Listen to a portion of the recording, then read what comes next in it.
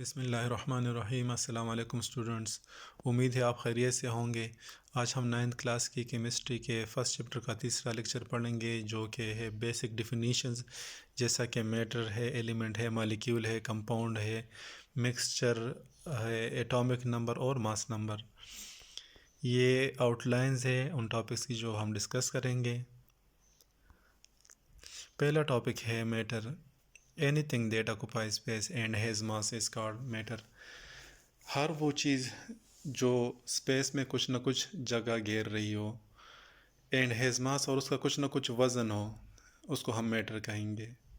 ये हमारे पास small even smallest particles भी हो सकते हैं, और ये एक बड़े बड़े पहाड़ भी हो सकते हैं, गाड़ियाँ हो सकती है।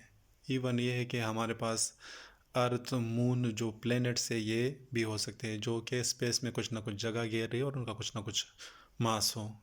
एग्जांपल्स हमारे पास electron, proton, neutron, atom, an element, molecule, compound या मिक्सचर हो सकते हैं इसके। Substance. Any matter that has a particular set of characteristics that differ from the characteristics of another kind of matter is called a substance. हर वो matter जिसकी properties, जिसके characteristics मुख्तलिफ होती है किसी और मैटर से, उसको हम सब्सटेंस कहते हैं। For example oxygen. अब हवा में से अगर हम ऑक्सीजन ले लेते हैं तो बहुत सारी और गैसें भी मौजूद होती है, लेकिन जहाँ से भी आप ऑक्सीजन ले लें, ऑक्सीजन की प्रॉपर्टीज़ वही होंगी जो कि आप अगर किसी रिएक्शन के ज़रिए प्रोड्यूस कर जाते हैं या आप नेचुरली उसको ले लेते हैं, या जो इवन फोटोसिंथेसिस के टाइम पे जो प्लांट हमें ऑक्सीजन दे रही होती, सब की एक जैसे करेक्टरिस्टिक होगी या प्रॉपर्टीज़ होगी, और ये प्रॉपर्टीज़ दूसरे गैसेस से मुख्तलिफ होगी, जैसे कार्बन डाइऑक्साइड है या हीलियम है या नियॉन है। अगर हम वाटर ले लेते हैं तो वाटर की प्रॉपर्टीज़ दूसरे लिक्विड से मुख्तलिफ होगी, जैसा कि बेंजीन वगैरह है। और सब्सटेंस की बाकी एग्जांपल में हमारे पास यूरिया आ जाता है, ग्लूकोज आ जाता है, सोडियम क्लोराइड आ जाता है। अगर हम सोडियम क्लोराइड को ले लें, उसको पाउडर बना दें, और अगर हम ग्लूकोज यानी चीनी को भी पाउडर बना दें, नमक को और चीनी को उनके वो पाउडर बना दें, जो हमारे पास एक जैसे स्मॉल पार्टिकल्स पर मुश्तमिल हो, तो ग्लूकोज की अपनी प्रॉपर्टीज़ होंगी और जो सोडियम क्लोराइड है उसकी अपनी प्रॉपर्टीज़ होंगी, लेकिन अपेरेंटली हमें वो एक जैसे फील होंगे या लगेंगे कि एक चीज़ है, but they have their own chemical properties जो कि एक दूसरे से डिफ़र करती है। तो ये सब्सटेंसेस है हमारे पास। Atom. It is the smallest unit of matter that has the characteristic properties of a chemical element. As such, the atom is the basic building block of chemistry. Matter को अगर हम स्मॉल पीसेस में divide करते जाएं ताकि हम उसके basic unit तक पहुंचे, तो हमारे पास कोई ना कोई एटम आएगा, चाहे वो आयरन का एटम होगा या गोल्ड का होगा या किसी और एलिमेंट का एटम होगा।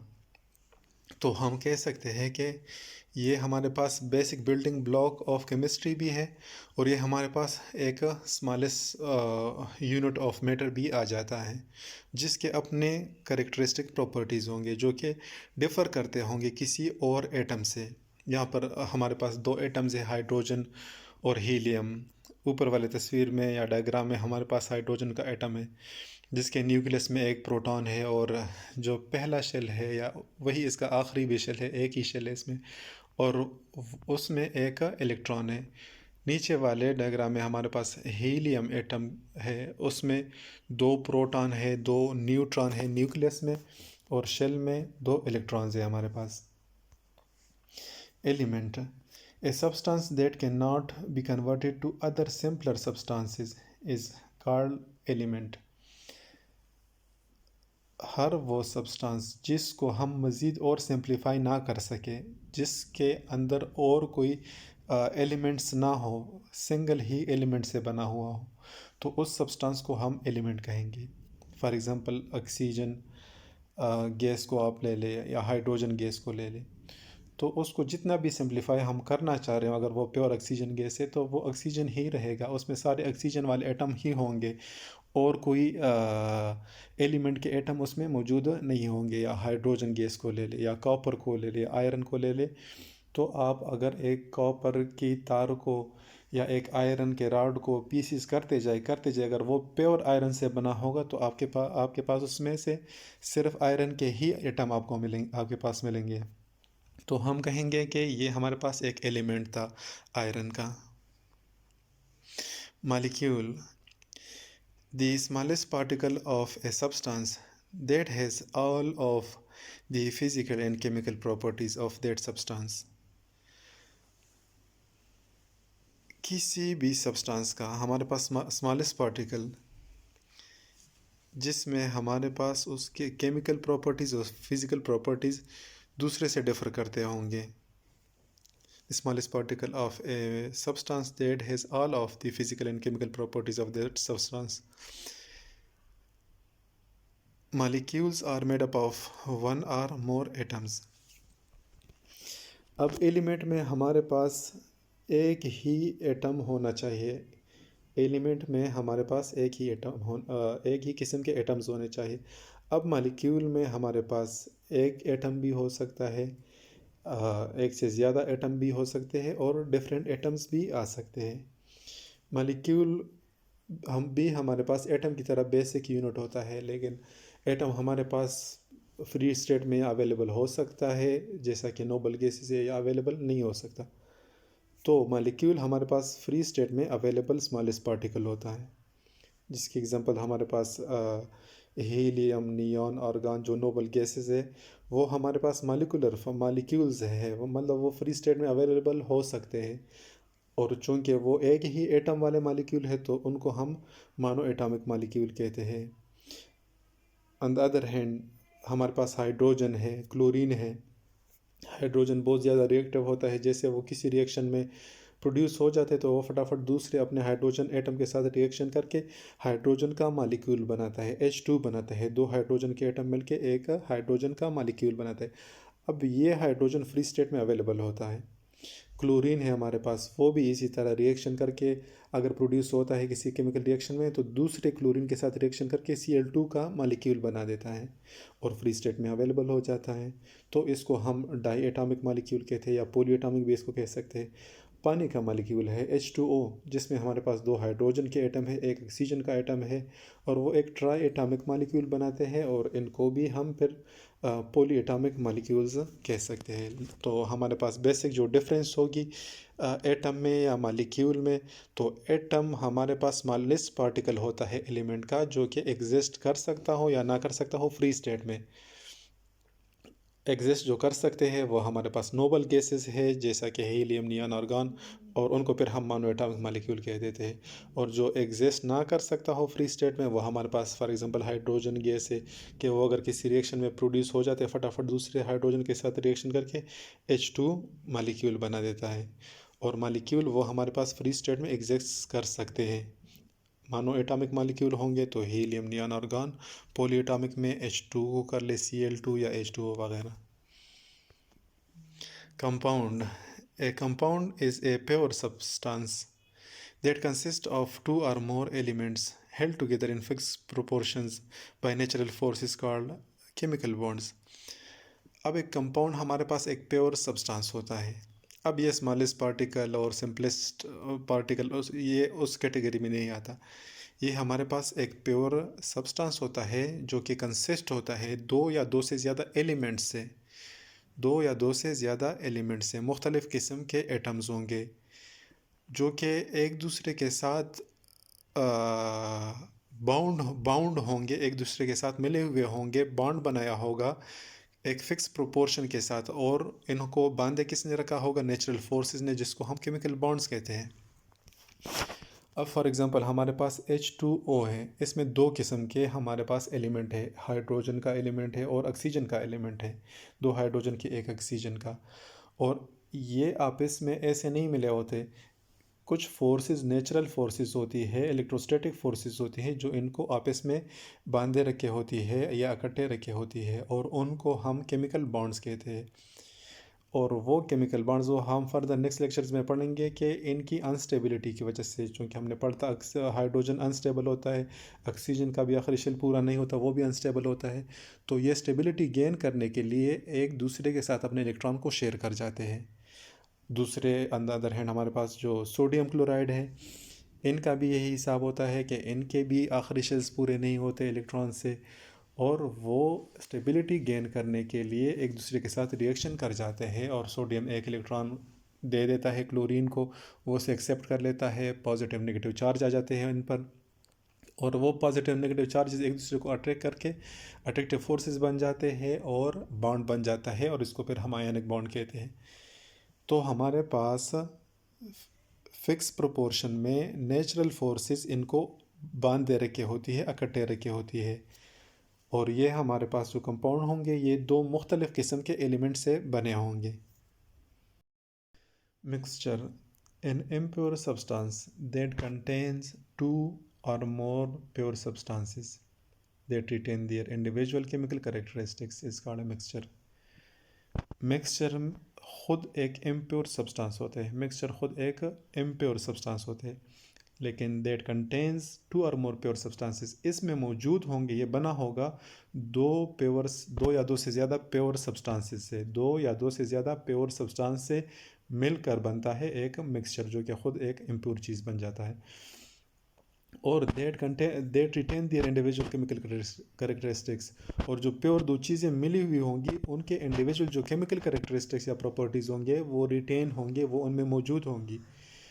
फॉर एग्ज़ाम्पल हमारे पास सोडियम क्लोराइड नमक जो कि एक प्योर सब्सटेंस है, एक कंपाउंड है, और वाटर पानी वो भी एक प्योर सब्सटेंस है, एक कंपाउंड है, उन दोनों को हम मिला के एक सोल्यूशन बना लेते हैं, एक महलूल बना लेते हैं। अब ये जो सोल्यूशन है इसमें सोडियम क्लोराइड है और वाटर है। सोडियम क्लोराइड उसी तरह NaCl की फॉर्म में हमारे पास मौजूद है, उनकी अपनी जो केमिकल प्रॉपर्टीज़ या करेक्टरिस्टिक्स थी वो उनमें मौजूद है, और पानी के जो मालिक्यूल्स हैं उनकी उनकी उनमें जो उनकी प्रॉपर्टीज़ है वो मौजूद है। तो उनकी इंडिविजुअल केमिकल प्रॉपर्टीज़ वो चेंज नहीं हुई, वो बरकरार है, और उन्होंने एक सलूशन बना लिया है, और इस सलूशन को हम अभी एक मिक्सचर कहते हैं, क्योंकि ये एक इम्प्योर बन गया, लेकिन बना किस चीज़ से था? दो प्योर सब्सटेंसेस या दो कंपाउंडों से बना था। एक और एग्जांपल, अगर हम पानी में ग्लूकोज को मिक्स करते हैं, C6H12O6 चीनी को मिक्स कर जाते हैं उसमें पानी में, तो अब जो ग्लूकोज है उसकी भी इंडिविजुअल केमिकल करेक्टरिस्टिक्स रिटेन है, बरकरार है, और पानी की भी, और ये दोनों है भी प्योर सब्सटेंसेस, ग्लूकोज भी एक प्योर सब्सटेंसेस है, वाटर भी, लेकिन इन दोनों ने मिल के एक इम्प्योर सब्सटेंस यानी एक मिक्सचर बना दिया। दूसरे एग्जांपल में हमारे पास अगर हम चीनी और साल्ट और सैंड को मिक्स कर देते हैं, नमक को और रेत को मिक्स कर जाते हैं, तो वो भी एक मिक्सचर बन जाता है। अगर हम पानी को और तेल को, ऑयल को, कोई भी ऑयल पानी में मिक्स कर दे तो वो भी एक मिक्सचर कहलाता है। अब a mixture can be converted into two or more pure substances by physical methods. हम इन मिक्सचर को फिर क्या कर सकते हैं कि जो ये पहले जिससे बनी थी, जिन कंपाउंड से ये बनी थी, फॉर एग्जांपल हमारे पास पिछले स्लाइड में हमने सोडियम क्लोराइड और वाटर की मिक्स NaCl+H2O की एग्जांपल दी थी। नमक को अगर हम पानी में मिक्स कर दें तो हम इनको फिर वापस रिवर्स कर सकते हैं। किस तरीके से हम कर सकते हैं? बाय फिजिकल मेथड से। फॉर एग्जांपल नमक और पानी का महलूल सोल्यूशन हमने बना लिया था, उसको हमने टेम्परेचर दे दी, 100 डिग्री सेंटीग्रेड पर पहुंचा दिया, और हमारे पास जो पानी था वो इवापोरेट हो गया, नमक आपके पास रह गया। पानी को भी आप ऊपर कलेक्ट कर सकते हैं किसी और बर्तन में। तो हमारे पास जो पहली वाली कंपाउंड्स थी, ये जो पहले वाले सोडियम क्लोराइड और वाटर था, वो हम रीगेन कर सकते हैं उनको। A mixture can be converted into two or more pure substances, उनको हमने वापस वो जो प्योर सब्सटेंसेस जो कंपाउंड थे वो हमने रिटेन कर ली, वापस गेन कर ली। फिर इनके दो किस्में हैं कि a mixture that consist of two or more visibly different components is called a heterogeneous mixture. वो मिक्सचर जिसमें हमारे पास दो या दो से ज़्यादा विजिबली डिफरेंट कंपोनेंट्स होंगे, उनके दो मुख्तलिफ फेजेस हमारे पास नज़र आएंगे, तो उनको हम हेट्रोजीनियस मिक्सचर कहेंगे। फॉर एग्ज़ाम्पल अगर हमारे पास सैंड और साल्ट को मिक्स कर जाते हैं, नमक को रेत में मिक्स कर जाते हैं, तो हम नमक और वो हमें विजिबली अपीयर हो जाते हैं कि नमक वाले पार्टिकल्स आपको दिखेंगे और जो सैंड वाले हैं, रेत वाले हैं, वो आपको नज़र आएंगे। आप उनमें फील कर सकेंगे कि दो किसी चीज़ों का मिक्सचर बना हुआ है। आप उसको सिंपल वो सैंड या साल्ट नहीं कह सकेंगे। या अगर हम पानी और ऑयल को मिक्स करते हैं, पानी में कोई भी घी है या कोई भी ऑयल है, सपोज कर ले कि सरसों का तेल हम पानी में मिक्स कर दे, तो जो ऑयल होगा वो पानी के ऊपर एक लेयर बना देगा, पानी के ऊपर एक लेयर बना देगा और हमारे पास दो विजिबली डिफरेंट कंपोनेंट हमें नज़र आ जाएंगे कि ऊपर आपके पास ऑयल है, नीचे आपके पास वाटर है। तो इस जैसे फिर मिक्सचर को हम हेट्रोजीनियस मिक्सचर कहेंगे। दूसरा किस्म, ए mixture that consist of only one phase is called a homogeneous mixture. For example sugar plus water और सोडियम क्लोराइड प्लस वाटर।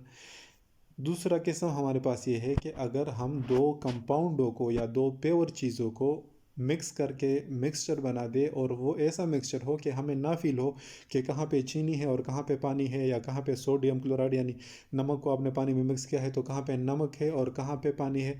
इस तरह अगर आप ना डिफ्रेंशिएट कर सके, ना फ़र्क उसमें कर सके, तो वो फिर एक होमोजीनियस मिक्सचर कहलाता है।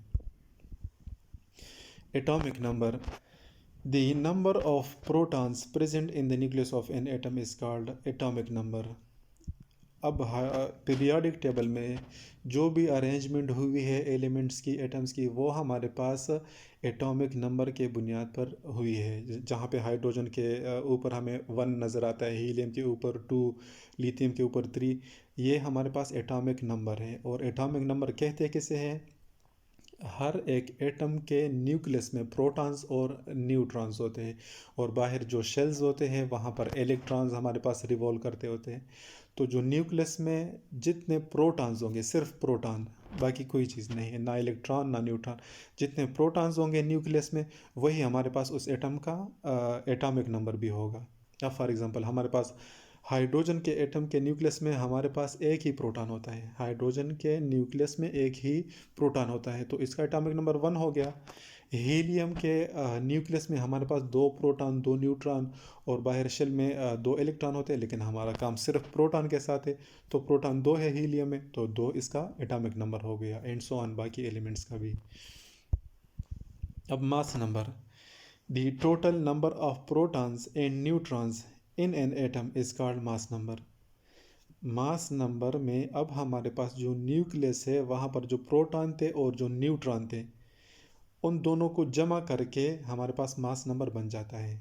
न्यूक्लियस में जो प्रोटॉन होते हैं और जो न्यूट्रॉन्स होते हैं, उन दोनों को जमा करके हमारे पास मास नंबर बनेगा। अब मास नंबर में हम इलेक्ट्रॉन की जो वज़न होती है, जो मास होती है, वो बहुत कम होती है। इलेक्ट्रॉन की जो बाहर शेलों में होते हैं वो ऑलमोस्ट आप समझे कि नेग्लिजिबल होती है। तो हम फिर फोकस किस चीज़ पे करते हैं मास नंबर में? सिर्फ और सिर्फ मास नंबर में प्रोटॉन और न्यूट्रॉन पर करते हैं। अब फॉर एग्जांपल यहाँ पर हमारे पास हाइड्रोजन में एक ही प्रोटॉन है, न्यूट्रॉन यहाँ पर हम एक वो डिस्कस कर रहे हैं प्रोटियम को, जिसमें न्यूट्रॉन नहीं होता, वो वाला आइसोटोप हम डिस्कस कर रहे हैं। तो जब एक प्रोटॉन है तो इसका मास हमारे पास मास नंबर 1 हो जाएगा। अब हीलियम है, हीलियम में हमारे पास 2 प्रोटॉन्स थे और 2 न्यूट्रॉन्स थे, तो दोनों को जब हम जमा करेंगे तो 4 इसका मास नंबर बन जाएगा। इसी तरह और एलिमेंट्स के जो प्रोटॉन है और न्यूट्रॉन है उनको जमा करके हमारे पास मास नंबर बन जाएगा। इसमें हम इलेक्ट्रॉन्स को नहीं काउंट करेंगे। मास नंबर में हमारे पास अब हाइड्रोजन का ये जो हम पढ़ रहे हैं प्रोटियम है, तो हाइड्रोजन का एक और होता है जिसमें एक प्रोटॉन होता है न्यूक्लियस में और साथ में न्यूट्रॉन भी होता है। एक आइसोटोप ऐसा होता है जिसको ड्यूट्रियम कहते हैं, तो उसका फिर मास नंबर 2 होगा। हाइड्रोजन के उस आइसोटोप का मास नंबर 2 होगा। एक और हाइड्रोजन का आइसोटोप है ट्रिटियम, उसमें हमारे पास एक प्रोटॉन फिक्स होते हैं, वो चेंज नहीं होंगे। न्यूट्रॉन हमारे पास अप डाउन कर सकते हैं, कम ज़्यादा हो सकते हैं। तो जो ट्रिटियम है हाइड्रोजन का आइसोटोप, उसमें एक प्रोटॉन और 2 न्यूट्रॉन होते हैं, तो उसका फिर मास नंबर हमारे पास 3 बन जाएगा।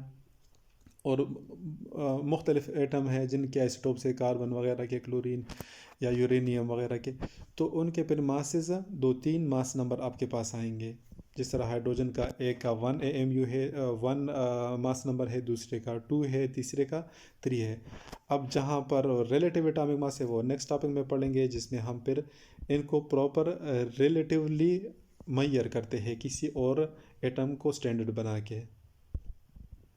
नेक्स्ट टॉपिक में हमारे पास वही पढ़ेंगे रिलेटिव एटॉमिक मास, और फिर जो उसका यूनिट होगा जिसमें हम एटमों के मासेस को पढ़ेंगे। ज़ाहिर बात है एटम बहुत छोटी हमारे पास एक पार्टिकल होती है, और उसको हम ये ग्राम और किलोग्राम अन्य चीज़ में नहीं मैयर करते, तो उनका अपना स्पेशल यूनिट होता है जिसको एटॉमिक मास यूनिट यानी AMU कहते हैं। वो इंशाल्लाह पढ़ेंगे नेक्स्ट लेक्चर में।